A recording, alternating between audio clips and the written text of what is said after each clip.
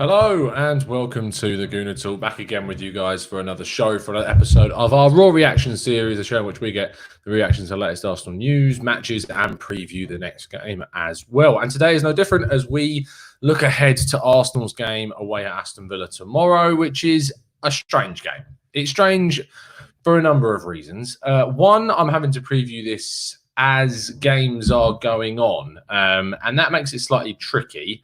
I'm going to be looking at my phone throughout, but of course, this could be a really important game. Arguably it is either way. But if, say, Sheffield United don't win, or rather, if Sheffield United don't win, and if Wolves lose, and we win by a couple of goals, and Wolves lose by a couple of goals, it would put us up above both of those sides. Now, I'm not expecting Wolves to lose against Crystal Palace, to be honest, but it's a possibility. And if that happens, Europa League is in our hands, believe it or not.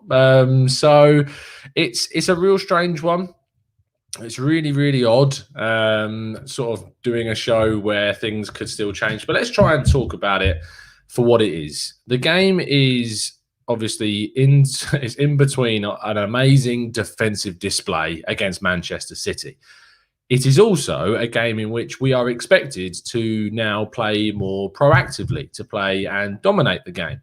And after you've just watched a team been backed against the corner, backed against the wall, I should say, it's going to be really intriguing to see how this team then come out of that and play a different game, and play a game which is hopefully going to be more dominant in possession, going to be taking the game to Villa and hopefully scoring a few goals. Now, what we like to do usually is to start the show is to go into lineup. Before we do, let's jump into the live chat and see what you guys are saying. Matt Gray, one of our members, says, just hope Arteta can keep the players motivated for Aston Villa and Watford. We can't lose focus thinking about the FA Cup. Carl Herberg says, hey, Tom, good to see you, buddy. Good to see you too, mate. Thank you for joining us. Femi says, what's up, Tom? Been loving your show. Thank you ever so much, Femi. Really genuinely appreciate you coming in and supporting us.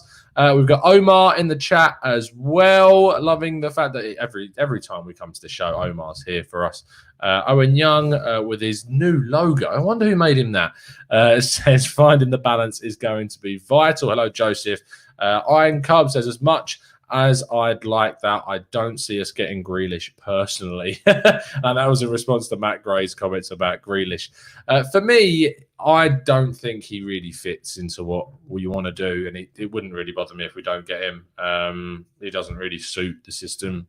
He either plays left wing, which we're very well stocked in, or he plays in attacking midfield, which we don't use an attacking midfielder right now. So it doesn't really work. Let's look at the lineup then that I have picked. So let's go through the goalkeeper Martinez. Keep him in there. Keep him doing what he's doing. Simple as that. Cedric was cup tied for the FA Cup. Comes back in for me. Keep Bellerin hot on his toes and playing the way he needs to. Holding comes in for an injured Mustafi. Mustafi doesn't look like he's going to be fit, so Holding comes in for him. Luiz maintains his place, arguably been our best defender since coming back from his suspension. And so he stays in that position very easily, maintain that consistency. Saka comes in for Ainsley Maitland-Niles, playing at left wing back with Tierney playing left centre back. I want him to be accomplished in that left centre back role ahead of the FA Cup final. I don't want him playing too far out. I think it's much, much better we keep him in the left centre back role to keep him there, keep the consistency going, and I'm absolutely fine with that. Xhaka and Sabas in the middle. I was tempted to go with Torreira or Willock, and I think that one of those two will probably start. My reasoning for not is I think that the game against Watford is where you've got a clearer idea of the permutations of the league and what we can get from the league in that game.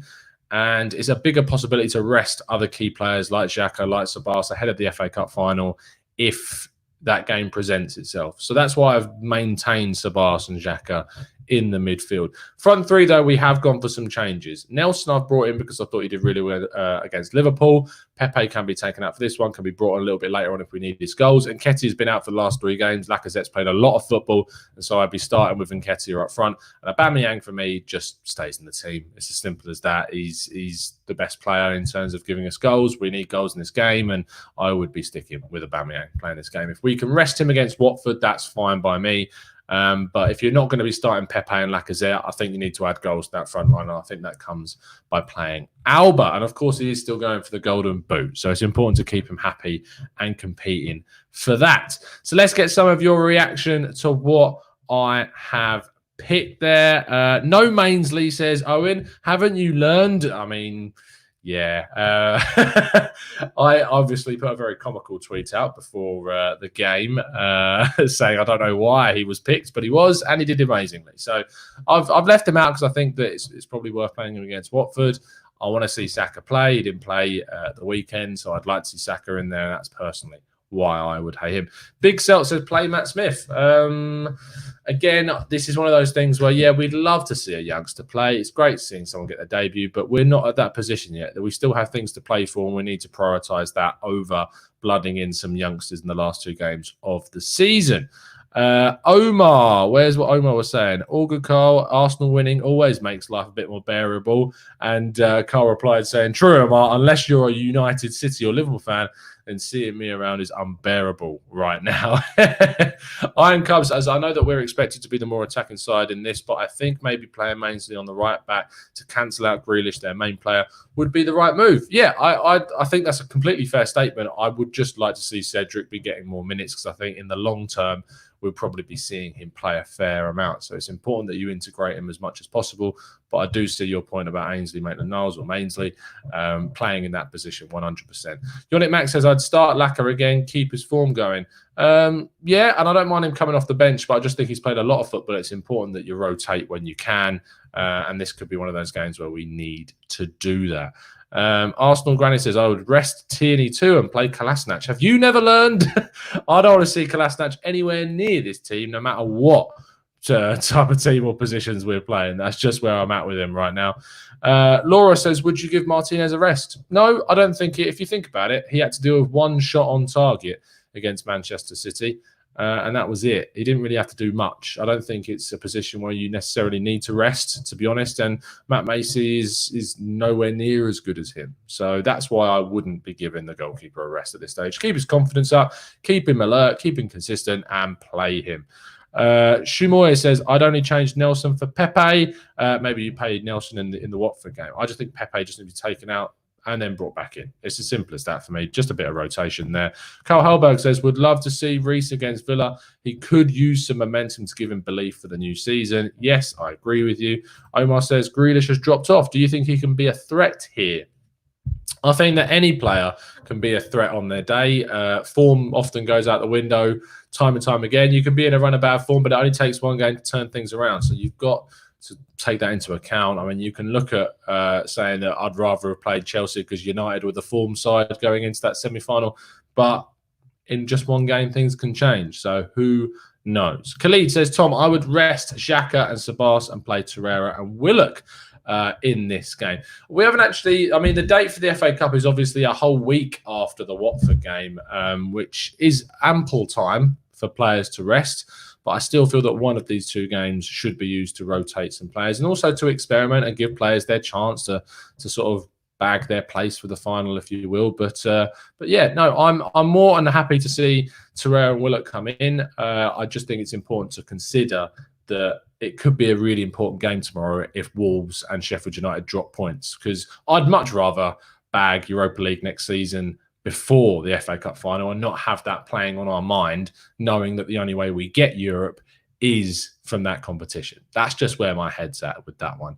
Pepe ran his legs off against City. Rest the match, says Owen. Russ Morgan, a long-time listener, says we need to smash Villa, keep the momentum going. Yonick Max says Grealish on the left-hand side of a 3-man midfield linking up with Alba and Laka is a problem. He doesn't play as an 8 for me. I don't think he would suit that role for us. It's just not just doesn't excite me. It doesn't entice me. It doesn't tempt me in any way. Jack Grealish at the moment. Maybe it's naive, but I just don't. It doesn't tempt me at all. Dave Atkinson says, I know this is not about football, Tom, but can you put your audio podcast on Castbox, please? I would make 3 or 4 changes for the sake of Willock, Nelson, and Eddie. The reason why I don't usually put the podcasts on audio is because at the moment we're not enough people listen to the audio stuff, and that's probably because I haven't been putting it regularly enough out there. And it's a lot of faff to do, but with more time on my hands, maybe I can do that in these 6 weeks. It's just annoying because obviously the time that I get off work is during the off season. So those 6 weeks that I get off in the middle of the year is during the time where there's barely any football. So maybe I can start trying to do that, and if so, we can put it out on there and on Spotify, as Daz says there. Maybe we can look into it. If anyone's interested in being my podcast guy and willing to put some time into it, then let me know, and I can make you responsible for that. But yeah, no. Other than that, it's just a bit of a faff at the moment, and a lot of work goes into the YouTube side of things. So if it comes to it, I will. Khalid says, Tom, you are right. I think you mean with an R8 there. We should seek all available paths to European football. Made the same mistake with Unai's first season. 100%, mate. Matthew Hudson says, hola, Tom and peeps. Hola, mate. Thank you for joining us. Big Selt says, when we played Chelsea last time, we performed well with a back 4. Should we change the system? Well, if it ain't broke, don't fix it. Is that the word? If it ain't broke, don't fix it. For a moment, I'm self-doubting myself. I'm just not in favour of changing it while it's working, to be honest. So if it is good how it is right now, I'm more than happy to keep the back 5, as I suggested a second ago. Peace Tempo says we must not be complacent in our last 2 games, as Villa and Watford are fighting for survival, so they might have a go at us. Let's hope the boys can continue to put in good performances. Again, a very well thought out and well written comment that I agree with 100%. Yannick Max says, one at the base, one as a box-to-box midfielder, and the other in a more advanced role like De Bruyne. Well, I agree with you. I just wouldn't put Grealish in there. For me, he doesn't offer enough in a multi-dimensional way. I feel like he's very one-dimensional, and for the fee he would cost, it's just not for me. It's just not for me. Shumoy says the back 3 suit David Luiz a lot better. Definitely. Yeah, but it ain't broke. Don't change it, says Matthew Hudson. I definitely agree with it. Laura says, has Arteta sent a message to Ozil and Guendouzi? And is he willing to take them back? And he is willing to take them back. Well, interesting. I haven't actually seen that. If that has come out, if he is willing to take them back, he'll only be doing it on the basis that they put in the work and change their ways. So we'll have to wait and see. I still personally think that he would probably rather see them be used as some financial fodder in the summer. Fingers crossed that can happen. But at this stage, who knows? Ozil is very stubborn and probably won't go. So there's a lot of money that's going to be continually used to pay him whilst he's not doing anything. Yannick Max says, but yeah, over the attacking midfielders, we're linked with, I'd take Szoboszlai all day. 100%. He's someone that can play in multiple positions on the pitch and can play to the left of a midfield 3 as well. So that's why. Khalid says, by the way, Tom, what are your thoughts on Jolson from Sporting Lisbon? Is there a video incoming? Yes, there is a video incoming on Jolson. There'll be a tactical breakdown out on him hopefully tomorrow, with the help of a Portuguese correspondent. So make sure you've got your notifications turned on for that. Because what are my thoughts? My thoughts are, I don't know who he is. I don't know anything about him. I've not watched him whatsoever. And so you know what I do when I don't know who a player is? We do a bit of research. We get an expert on. We look into the stats. And that's exactly what we're going to do tomorrow with the tactical breakdown. So I'm looking forward to that 100%. Owen says, in regards to the final, Chelsea are far from a soft touch, but I can't help but think the players strike less fear into me than the other of United's individual players. Yes, I agree with you. That's why I wanted Chelsea individually and as a team. I just feel that United would be better had they played their full strength side from the start with Pogba and Martial and Greenwood. I thought they would have been more of a threat, and it's surprising. I know they're going for Champions League, but if it's a gamble that doesn't pay off and they lose a trophy from it, it's going to be a big, big miss to them, a big, big hit. Let's continue on. Daz says, will continue to happen. I hope it doesn't. I don't want him anywhere near this club, personally. That's my view on Coutinho. He's primarily played left wing for the last half decade of his career. That's a position that is well taken in Aubameyang and would stunt the growth of the likes of Martinelli and possibly Saka in the future. Other than that, he plays as more of an attacking midfielder, very, very similar to why I wouldn't want Grealish in the side. Can't play as a solid number 8 for me. I'd have to play as a number 10. And that's why I wouldn't want him. Luke Howard says, what's XG? I was actually just replying. I think it was you, Luke, that I was replying to. Was it? Luke Howard was the person. Yes, Luke, it was you. You commented on the video. I was literally just typing up a response to that before we came on live. XG is also known as expected goals. So if you tuned into our Tactical Breakdown podcast earlier on today, effectively it's the likelihood of a score, of a goal going in. So when we were talking about how we limited Manchester City to shots from outside the box or from wider positions, those types of shots have a lower expected chance of going in. So if we limit Manchester City's XG, it's good on the defensive side of things. If your XG is quite high, it means that either you're a very creative side that's creating some really good opportunities, or the opposition defense is not coping with the way that you're playing and not showing you away from those really dangerous positions. So that, I hope, gives you a comprehensive overview of what expected goals is. From Dole Square says, hi, Tom, mate. Thoroughly enjoying your work. Spot on. Thank you, mate. I believe if you're who I think you are, you're doing some fantastic stuff on your own channel as well, fella. So make sure you go and check out the stuff over at From Dole Square to Where. Sims says, we rested players against Liverpool anyways. We did for the FA Cup final. FA Cup semi-final, I should say. So there you go.